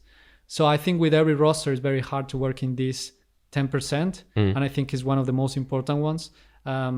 So it's just, I mean, it's very subjective for me to assess it in comparison with other teams because I have right now way more experience than in 2017. So in 2017, I was a completely noob. So I was experiencing a lot, and for me it was really very hard at some points. It was very hard because I didn't know what I was doing, or I didn't know specific things about the scene, so I had to adapt. And right now, well, I take it differently, and I have developed as well. I feel this development in my own profession. Outside of the team, let's talk about the environment at Rogue in general. Yeah. What's different about it, or how does it help the team itself, like in the performance? Sorry, could you repeat? I mean, the environment here at Rogue is a bit different, right, to what you maybe used to in Misfits. Yeah. Can you maybe describe it for the general listener? I mean, this was 2017-18, so we were working in gaming house. So I was as well living at some point in the gaming house. So the environment, the physical environment was completely different to what we have here. So we have office and we have living spaces, right? So that was a big thing. And I think that's very crucial to be able to separate both. I believe right now they have as well the same approach in Misfits. So that's I think a crucial thing, because when you have your meetings, like for example with me from the mental side, they are not able to maybe differentiate, and so there are some things that cannot be done if you were going to meet them at the office, right? So they have this work idea included if you have an office space. So that was different Misfits at that time.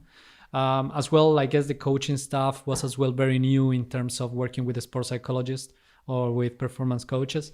I was the first one for them. Whereas here, like coming from Rocket, and I think as well from Rogue, the first split, like they have some experience, like Freddie and Bloomy as well, I think, and you guys had some experience. So for them, it was in Misfits, but back then was the first time. Yeah, I think we were the first org to even have a sports psychologist. I think it was in 2014 already. Yeah, that we got someone. Yeah, because of Venda and Jankos, I think. Because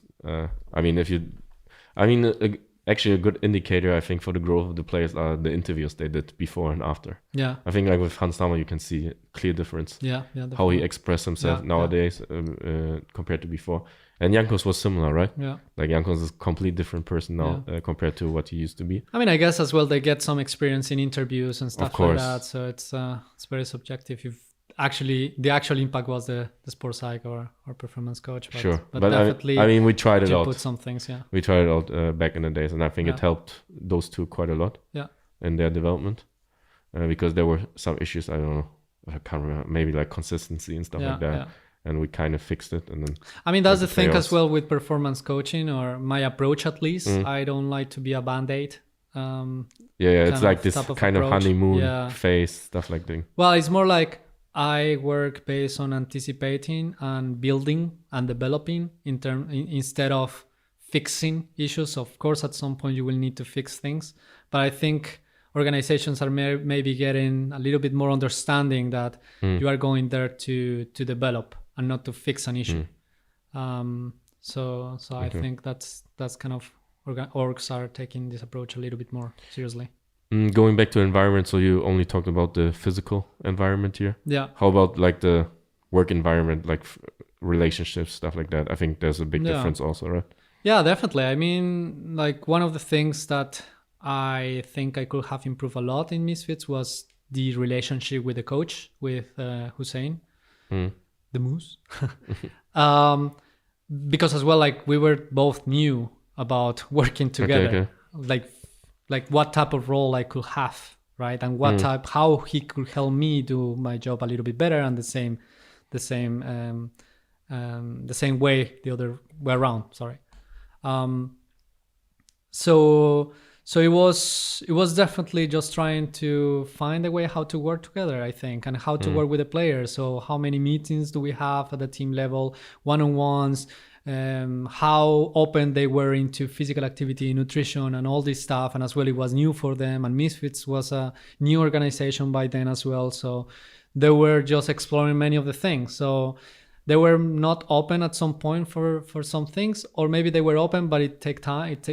It took so much time sometimes to get some specific strategies implemented. But I think it's like that for so many esports organizations. But maybe focus on Rogue. What do we do better than other teams? Well, I mean, right now, probably, I mean, I don't like to compare with other teams, but from my own experience right now, at this point, I think one of the things that made me kind of be happy with Rogue is the openness to try new things. And trying new things is not just bring, I don't know, something that is completely out of the spectrum about performance, but open about, like, for example, this research approach. So we do lots of research with players, but as well to implement, to develop kind of processes. So for example, the heart rate variability, we do some other strategies to help them to regulate themselves in terms of something that is called diving reflex. So I think Rogue is very open to try, and Rogue has given me lots of power as well or not power, but freedom to work around these things that I believe are important and I believe are good for the players and coaches development. And I think that's the highlight for me in terms of working with different organizations. Yeah, and I think also the coaching staff deserves a lot of credit, right? Yeah, because they also give you the space and power to do your thing, and they focus on. Yeah, and something that I think I learned a lot as well was to try to build this communication and this relationship with coaches, because for me it's very important that they as well buy into what I'm saying, what I'm doing, or what I'm implementing. Right. And this is something as well that they want to develop for themselves as well, right? Like we've been through some coaching education and coaching development with them. So as well, they are very open, and as well, they understand that they need to continue growing for their own roles. So I think this is a big difference as well here in Rogue. But I think it comes just from mistakes from the past and just the development of the scene. But don't you think it's also depending on the personality of maybe definitely. Freddy, because he's not like the type of guy who's going to be like, I'm alpha, I have to decide everything. Yeah, definitely. Yeah, it could. I mean, I agree, but I'm not sure right now how other organizations are doing with this, because of course, I mean, it changes. Yeah, it changes so much. It changes very fast as well. Yeah. So you resigned with Rogue the last off season. Yeah. You probably got a lot of offers from other teams based on our performance in the playoffs, and also like a lot of rookies working, and I guess also former players talking about you. Yeah.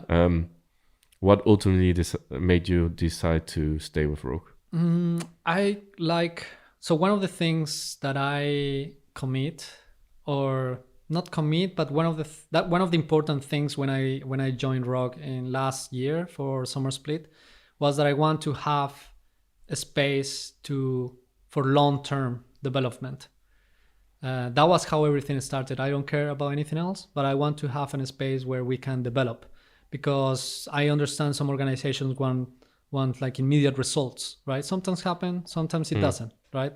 But I really want to have a place where we start something and we can continue developing it throughout the years.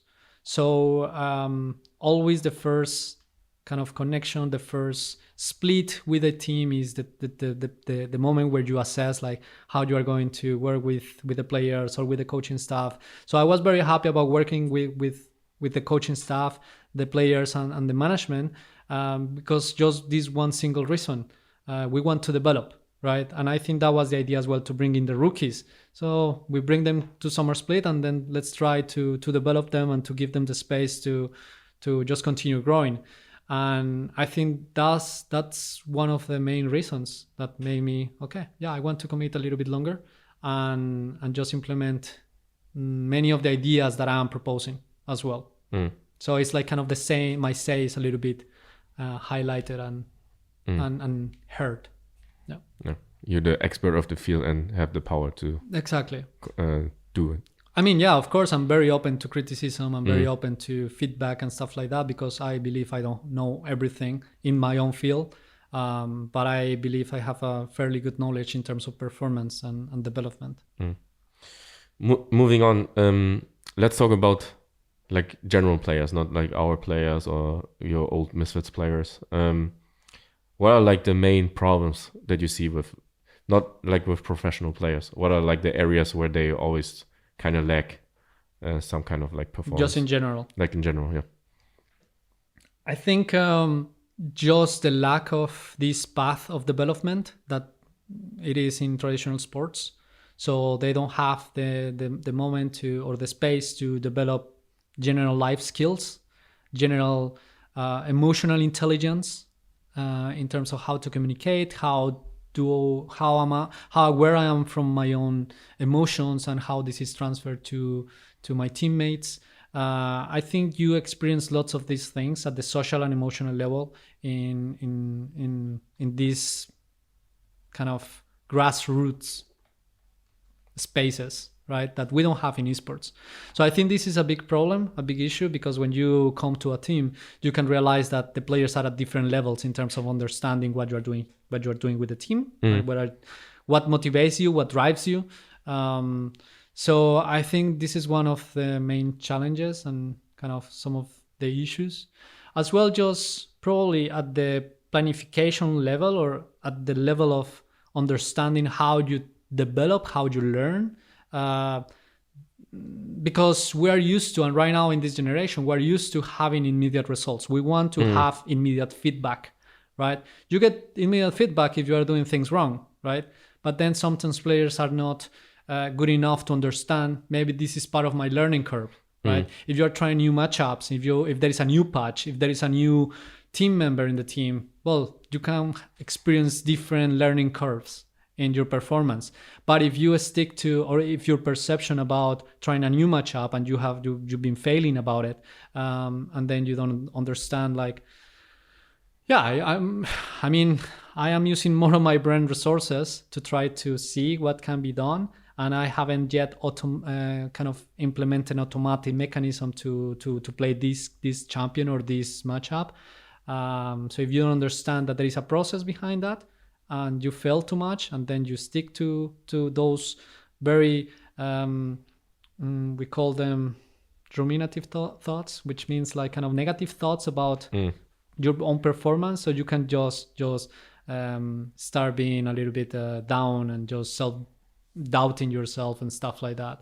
So I think just understanding how learning and how development works, it's one of the biggest issues, because they didn't really experience it that much in esports. In esports, yeah. Yeah, because with traditional sports, you join a team or a club. Yeah. And then you start developing there. Yeah, exactly. But here they just spam solo queue. Yeah, exactly. And somehow are ending up in teams. Yeah. And you lose. You learn that you can lose games, Yeah. right? In those paths.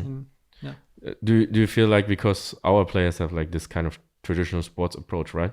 Like 2 players or 3 players played professional football, not professional football, but like they grew up with football in clubs and stuff like that. Steven played tennis. Yeah. That they kind of learned this type of things. Yeah, I think so. Yeah. I think so. That helps a lot because as well they socialize as well with people in the field. They go through stressors, physical stressors, and they grow, and they have to come up with specific plans how to make decisions or how to solve problems. So in another area that is not video games. So they learn from those processes. Do you think they're more open to your kind of approach because of this? It could be. Yeah. Many of them are very like that. Yeah. Talking about this, do you think might be a big difference between North America and Europe? Because with North America, a lot of these players, they don't join clubs and stuff like that because you do sports through high school, right? And you don't have to. And I guess someone who's spamming games and stuff like that, he probably is not going to join a club, right? Do you maybe, I mean, it's really theoretically right now. Yeah. But do you think this might be one of the factors why EU produces more talent than NA? It's hard to say because as well, like you have so much cultural differences and variation in Europe that, I mean, just look at our team. We have Polish, we have French, we have Swedish. And then you can really tell the differences in terms of how they approach things. So you are more exposed to learn, to accept, and to just reflect on other ideas coming from a totally different culture. So okay, yeah, I mean, it's hard for you to discuss because you didn't work with Americans. I have never been there working with. You never been to the US? I have. Okay. I have last year, but not really working with a team. Talking about like the normal player or like the listener right now, right? I mean, you already said you don't want to be some kind of like band-aid. Yeah. But for the general listener, for the general player, League of Legends player, what are like some of the tips you can give them to like improve maybe their performance in solo queue? I think one of the main issues would be to just build those foundations, just build like kind of from the beginning who you are and as a person and then as a player. Because when you don't differentiate these things, if you are losing too much in solo queue, or if you are losing too much, or you are not achieving what you want in your own team, in the team that you are playing, I don't know, academy or regional or national, whatever, you tend to put this into, this is me, bad, I'm not good enough. But it's not about that. It's completely different. So if you get to understand like who you are and differentiate these player identity and person identity, it's a very good first step. And then it goes in the direction of why you do what you do, right? So you need to understand your values. So why are you doing it? And what are your values around it? So I think that's, if you spend a little bit of time on that, like, for example, one of my values is to try to do the best what I do every single moment in my life. And that means to me, like, no matter if I feel motivated or not, I need to do what needs to be done, right? And no matter if we're failing, I just do it because that's what needs to be done. So it has to become like a routine. Yeah. So from there, you can implement a specific routine. So if you have a more balanced type of routine on a daily day, it will make you easier to cope with failure, to cope with winning. So that's kind of the biggest kind of piece of advice that I could give, and at the very beginning or early stage. Do you think this is way more challenging nowadays than maybe like 20 years ago with social media and internet? There are too many distractions. Yeah, definitely. And then like you want to have immediate reward, and that's not how performance or development work. But also like asking yourself who you are, right? Because people are sharing definitely all their highlights, not their lowlights. And people say stuff about you, especially if you are kind of like semi-professional. you read, hey, he's so bad, he shouldn't be there. Yeah, definitely. So like, for example, that's why it's so important about the values and just differentiating your identity or understanding better your different identities in terms of player or of person, because you will be taken, okay, they are talking about the player, not talking about the person. Let's talk about current events. Maybe you focus on the performance side of things. Yeah. So last week we played XL and Origin. So XL, we played a pretty good match, right? Yeah. How would you say was the mood after that match? Oh, it was great. I think it was a very clean game. They implemented many of the work that is being done from the last couple of weeks. So it was really good. Like, communication was really good, and the mood was great. I think everyone was very happy with their own performance. What about the Origin game? Well, I mean, after the game, of course, the environment was a little bit down. People were sad, definitely. I mean, it was not a good game. It was a very difficult game for the players. But as well, I think, and this is one of the things that I was very happy about, and it was how they recover in terms of the same day, like what they did. So they proposed, let's go for food. And then as well, they start talking about the game. So it's like kind of a fast recovery, although it was a very bad loss.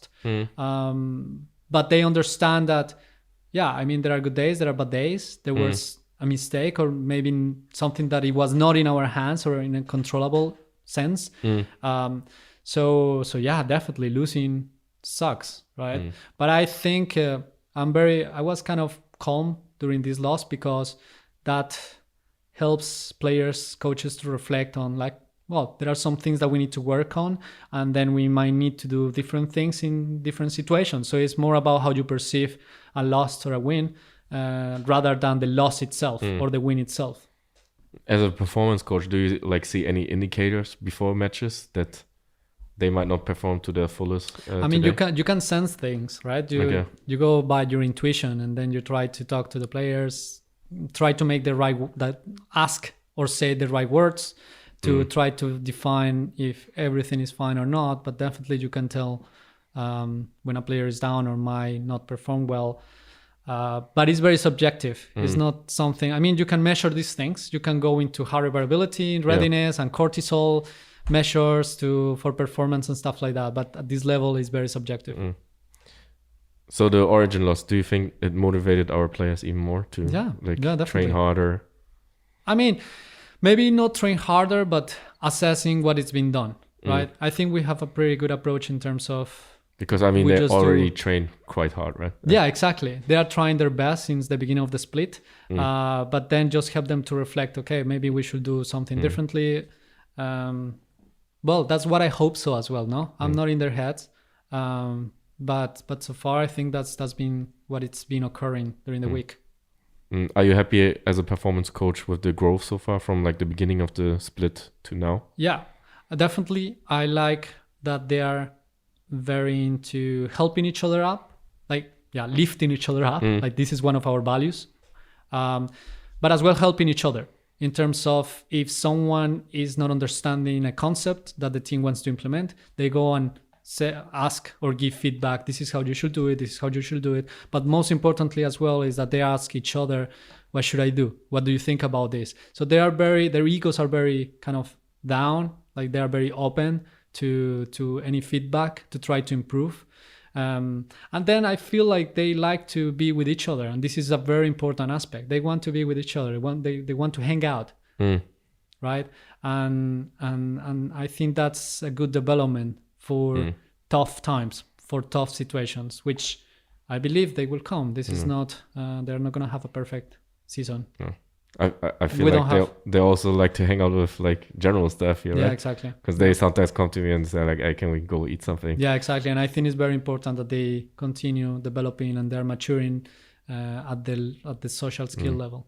And you feel it makes a difference that the general staff here is so close to the team? Yeah, I think they get to sometimes to interact with people that are not related to the game, and I think that's very, very important for them to learn new things and just to have different experiences and to grow, right? And to grow, yeah. In the upcoming week, we have Vitality and Mad Lions. Yeah. how's the mood leading up to those games? I think it's the same mood as last week. Mm. I mean, I think it's we know that those games are easier than playing against, for example, OG, in terms of skill level or in terms of, I don't know, the table. But that's what I don't like to focus on. So I think, but this is my perspective, right? Like for me, how the approach should be is another weekend, right? We just continue the same thing and just kind of, there is a bigger picture here that we need to focus on. Sometimes players fall into, oh yeah, we should go 2-0, or as well like coaching or manager, I don't know, management, could go, or fans. It could be like, yeah, it should social be a 2-0 media. week, social media a lot, right? And that influence, like you see this a lot during the day, during the week, and it's in the back of your head. And this could negatively influence your perception. So I think it's gonna be, I hope it's gonna be a good weekend, of course, results wise, because as well we need it. But most importantly, I hope like the players are very focused on the task at hand. And right now it's just scrims and just try to give their best and just continue developing and implementing what needs to be implemented to continue improving. But do you feel like it's a different type of preparation based on the opponent right now for our team? I mean, I cannot say it's a different, no. Or like their approach to the preparation? No, it's the same. It's the same, I think. So they don't like undervalue opponents or No. overvalue opponents? No. Okay. Okay, one last topic. It's about social media. Okay. Do you think social media hinders or helps development of a player? Both.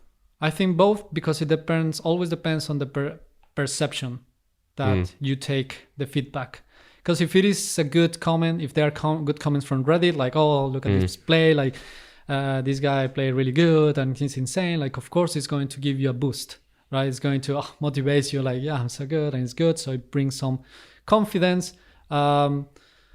which sometimes it could be fake confidence, but it helps, right? So as well, that's why like some of the research goes into the direction of motivation, right? Self-talk. Like self-talk or just pep talk and stuff like that. So this is important. It affects positively, but as well, it could affect negatively. When you read comments about that how bad you play or things like that, it could either, I don't know, like you take it as a challenge, you take it as I need to improve, I will show everyone that I'm better than what they say, or they could go in the direction like, yeah, maybe I'm not that good. So I think what matters is how they perceive things, how they perceive this feedback, how they perceive what people, coaches, players, or teammates say about themselves. And that's why I think our focus is always, we don't really care the outside. We care about what is happening in this room, which is the gaming room. Circle. In this circle. So we are protected. We're in kind of in our own sphere to try to just develop and just give the feedback that matters the most. So is this something that you can train, like how you perceive criticism, or is it more like based on your nature and character? No, you can train this. You definitely train this. It's just reflecting, being aware of what it's been told to you, being aware, and just taking in different perspectives. So what do you think? Is it really is it true what this person is saying, or is not, or what do you think? It's just more about training awareness and attention. And this is as well something that we've been training, for example, with the breathing techniques and with diving reflex. And it's like just trying to focus on what matters and then just try to bring kind of those destructive thoughts to be away from us. So it's really, you can train this. Okay. Last question. Okay. How do you feel about the players who completely shut off social media? Like they don't interact with their fans anymore. They don't do interviews, nothing, because they feel like it's distracting them. I mean, maybe not a very popular answer, and it's more my approach. I think that's good, just from performance side. Okay. So because they are focused on their own stuff, right? Okay. So I say a lot, like if there are things that distracts you from your end goal or from what you should be doing, you should just kick them out. You should just throw them away. But I understand that organizations need it, right? Okay, but don't you feel like you're just pressing away a problem to something in the future? Yeah. Because I mean, if you play Worlds, there's no way you're not gonna read the feedback, right? Yeah, definitely. Because it's all around you. Definitely. So is it not better to like learn how to cope with it? Like you said, it will be. I mean, it depends on the situation.